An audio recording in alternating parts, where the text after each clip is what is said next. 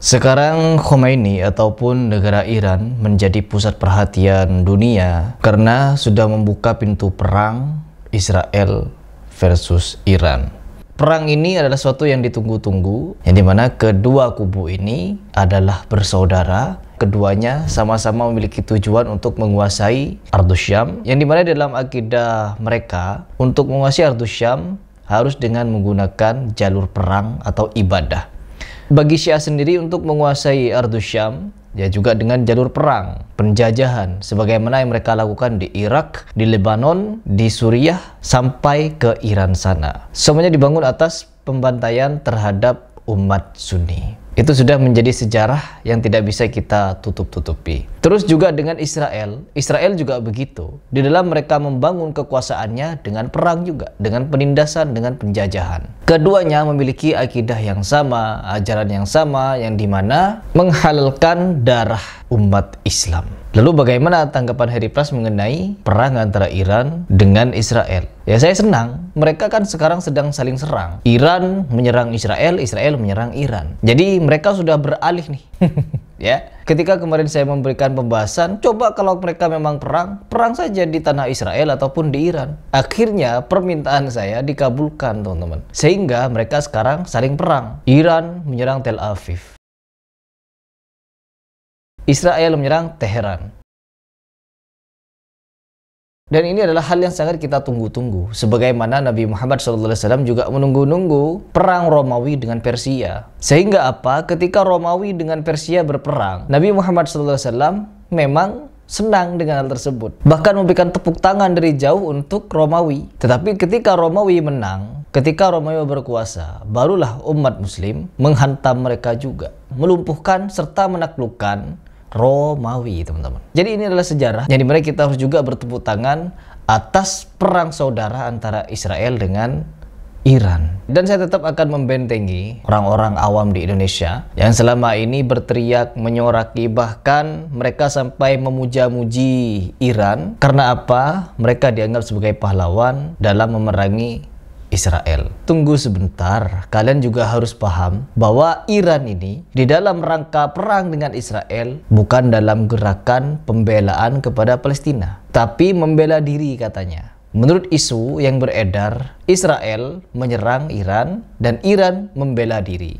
Dan begitu pun demikian, Netanyahu juga memberikan statement di media bahwa milisi Iran menyerang Israel, menyerang warga sipil dan lain sebagainya. Ya, sama-sama memiliki narasi kalau mereka membela diri. Ya sudah, biarkan mereka bertengkar, biarkan mereka berperang, dan biarkan mereka saling menghancurkan. Kita selalu support dengan apa? Doa kepada Allah Subhanahu wa taala agar keduanya, Iran dengan Israel, sama-sama Allah hancurkan. Ya, seperti ini sekarang. Jadi sikap kita tegas, teman-teman. Mereka adalah gerakan yang sama-sama ingin menghancurkan kaum muslimin, yang dimana dulu Abdullah bin Saba membuat faham baru yang bergelar Syiah, yang bernama Syiah, untuk tujuan apa? Ya membelah Islam, memecah belah Islam. Sehingga apa? Mereka tidak perlu diperangi untuk dihancurkan, cukup diadu domba. Akhirnya apa? Berhasil. Abdullah bin Saba memberikan jalan, dan setelah jalan itu terbentuk, diteruskan oleh Abu Lu'lu'ah.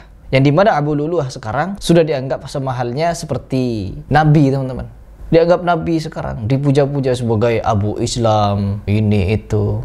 Intinya apa? Dipuja-puji Abu Lu'lu'ah. Siapakah Abu Lu'lu'ah? Salah satu orang yang menikam Umar bin Khattab dengan belati beracun.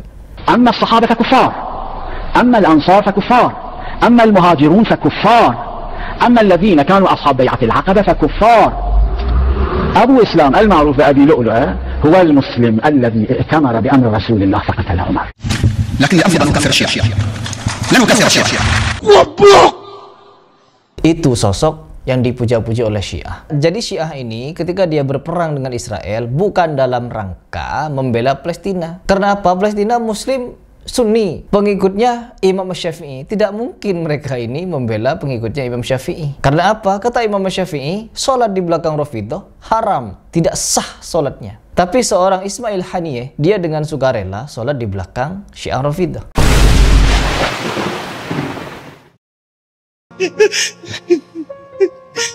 Jadi itulah alasan kenapa orang-orang Sufi ini dicintai oleh Syiah Rafidhah. Karena mereka sukarela untuk berbaiat, mungkin untuk menjadi bagian dari Syiah. Karena kalau mereka memang mengikuti Al-Imam Syafi'i, ya mereka tidak akan sholat di belakang Rafidhah. Kenapa dilarang? Dan satu hal yang perlu kalian ketahui, pencitraan demi pencitraan yang kita saksikan di media sosial, ketika kita scroll di media sosial kita, muncul pencitraan-pencitraan dari Khomeini ini. Bismillahirrahmanirrahim. Idza jaa nasrullahi wal fath wa ra'aita an-nasa yadkhuluna fi dinillahi afwaja fasabbih bihamdi rabbika wastaghfirhu innahu kana tawwaba.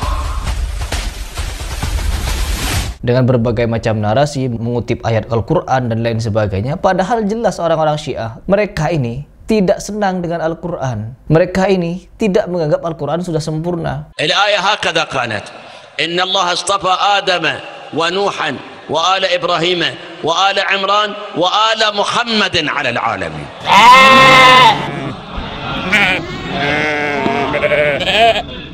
Al-Imam Ja'far As-Sadiq alaihi salam يقول هكذا نزلت ولكنهم حذفوها.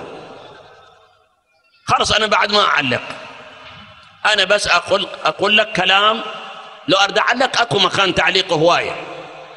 أي فكلمة آل محمد كانت ضمن هذه الآية، لكن تدري السلطة اللي قامت بعد رسول الله ورادوا حسب تعبيرهم يندونوا للقرآن، السلطة كان موقفهم ضد آل محمد، شيء طبيعي ما يصرف لهم هاي الكلمة يخلوها. ثم يظهر نسخة القرآن بخط جده علي بن أبي طالب. قالوا لا عندنا قرآن. قال زين هذا القرآن رجعه. بعد ذلك فكروا قالوا لا لا لا تعالوا نقول لعلي يأتينا بهذا القرآن وبعدين نتخلص من القرآن اللي عنده. Sok-sokan mereka mengutip-ngutip Al-Quran, tapi pada kenyataannya mereka menganggap Al-Quran itu masih kurang. Tidak sempurna Al-Quran ini bagi orang-orang Syiah. Sebagai bukti juga kalau mereka ini benci kepada Muslim Sunni, yaitu dengan video ini. صدام به خاک سیاه نشست و به درک اسفل رفت و جمهوری اسلامی شکوفاتر شد. Nah, di video itu jelas bahwa Khomeini melaknat Saddam Hussein. Coba lihat apa yang terjadi pada saat Syiah sudah mulai berkuasa. Anda harus paham ya, orang-orang Syiah menganggap Anda semua ini ahli sunnah kafir. Darahnya halal. Kapan mereka berkuasa pastikan darah antum halal. Emang sudah begitu. Di Irak itu bukti. Di Syria itu 225.000 orang Sunni dibunuh karena mereka anggap itu ibadah. Ini bukan main-main ini, gitu kan? Ya, hukuman gantung ini ditetapkan karena fitnah-fitnah dari ya orang-orang Barat, orang-orang Israel, dan orang-orang Syiah. Dan tadi juga kalian bisa mendengar jelas pernyataan dari Khomeini bahwa Saddam Hussein tempatnya di neraka. Perhatikan baik-baik. Seorang pemimpin Sunni yang sangat luar biasa seperti Saddam Hussein dineraka-nerakakan oleh Khomeini. Karena kebiasaan orang Syiah ini memang seperti itu. Jangankan kepada Saddam Hussein, Aisyah bagi orang Syiah di neraka. عائشة مؤمنة أم كافرة؟ أم المؤمنين أم أم الكافرين؟ أم الكافرين كافرة زنديقة. عائشة في النار، عائشة في النار، عائشة في النار، عائشة في النار، عائشة في النار، عائشة في النار، عائشة في النار، عائشة في النار.